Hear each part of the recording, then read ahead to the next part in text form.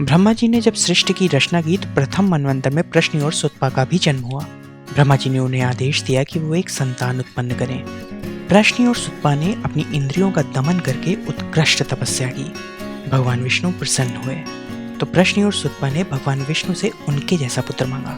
भगवान विष्णु ने हाँ कह दी, लेकिन बाद में उन्होंने सोचा कि मेरे जैसा तो दूसरा कोई नहीं है, तो क्या मुझे स्वयं ही इनके पुत्र के रूप में अवतरित होना पड़ेगा। किसी को कोई वस्तु देने की प्रतिज्ञा करके अगर उसे पूरी ना कर सके तो उसी के समान 3 गुनी वस्तु देनी चाहिए।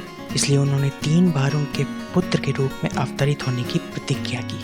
पहले जन्म में वो प्रश्नि और सुतपा के पुत्र प्रश्निगर्भ कहलाए। दूसरे जन्म में प्रश्नि बनी अदिति और सुतपा बने कश्यप, तब वो उनके पुत्र वामन कहलाए।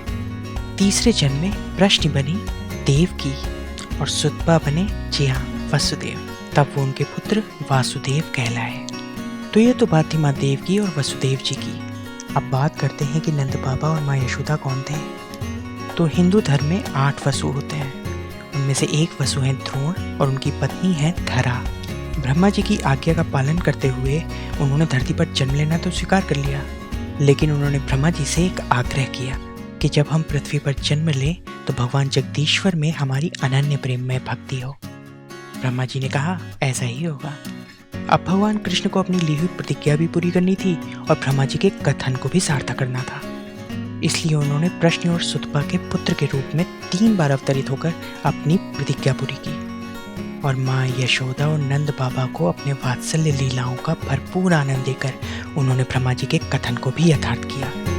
प्रभु सेवक हैं, प्रभु श्याम हैं, कभी कान्हा है कभी राम है, कभी वामन बन कर सुख दिया, था प्रश्नि को उन्मुख किया, ब्रह्मा का भी रखा मान है।